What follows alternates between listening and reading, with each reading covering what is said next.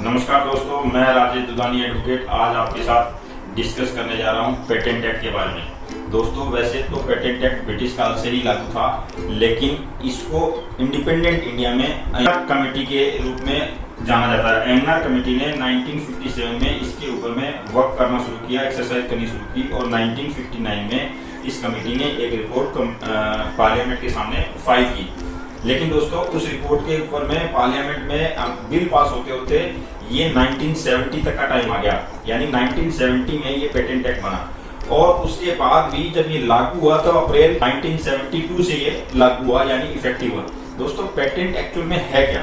Patent ये किसी भी व्यक्ति के दिमाग का एक आइडिया या क्रिएशन है जो किसी भी नए चीज को इन्वेंट करता है, यानी कि आविष्कार करता है। अब दोस्तों, आविष्कार की परिभाषा में क्या चीज है? आविष्कार की परिभाषा में है कि वो चीज यूजफुल होनी चाहिए और यूनिक होनी चाहिए और इनोवेटिव नई होनी चाहिए। अगर इन तीनों में सिमिलैरिटी है तो ही वो चीज पेटेंट हो सकती है। और पेटेंट तीन तरह के माने गए, जैसे यूटिलिटी पेटेंट, डिजाइन पेटेंट और तीसरा प्लान पेटेंट। यानी मशीनरी किसी तरह से आपने कोई अगर नई इन्वेंट की है तो वो यूटिलिटी पेटेंट में आ गई। डिजाइन अगर आपने कोई किसी तरह का नया आइडिया लगाया है तो वो उसका आपका डिजाइन पेटेंट में हो गया। और प्लांट पेटेंट यानी एग्रीकल्चर से रिलेटेड अगर कोई आपने अनुसंधान किया है जो यूजफुल और यूनिक है तो वो इस कैटेगरी में फॉल करता है। दोस्तों, इसमें कुछ चीजें ऐसी है जिसका पेटेंट नहीं होता।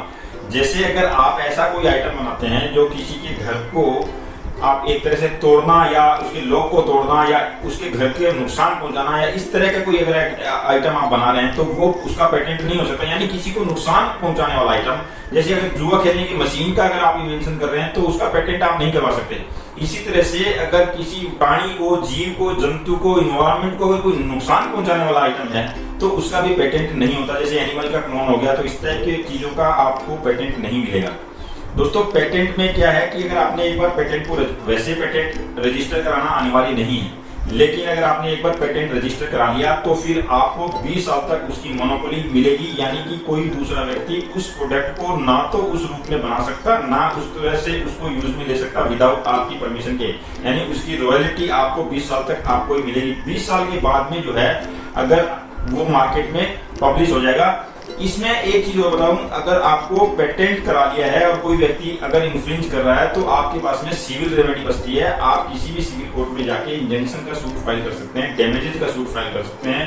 प्रॉफिट जो उसने अकाउंट में अपने अभी तक गेन की है आपके प्रोडक्ट से, उसका क्लेम कर सकते हैं और कोर्ट आपको देन एंड देयर जो है रिलीफ देगी। की जो प्रक्रिया है दोस्तों, इसकी थोड़ी सी पेटेंट को रजिस्टर कराने की जो प्रक्रिया है वो लेंथी मानी जाती है, क्योंकि सबसे पहले आपको फाइल प्रिपरेशन करनी पड़ती है। उसके बाद में फाइल का रिव्यू होता है, रिव्यू के बाद में फिर आपका जो है उसमें इंस्पेक्शन होता है और उसके बाद में जब आपको है सर्टिफिकेट मिलती है। यानी लगभग 18 महीने का टाइम आपको फाइल प्रेजेंट करने के बाद से और आपको जो फाइनल ओके होता है उस प्रोडक्ट के ऊपर में, तब तक में 18 महीने का टाइम लग जाता है। और उस दौरान ये चीज बड़ी माइन्यूटली देखी जाती है कि जो चीज आप पेटेंट करवा रहे हो वो आपके द्वारा बनाई गई है, यूजफुल है, यूनिक है और किसी को हार्मफुल नहीं है।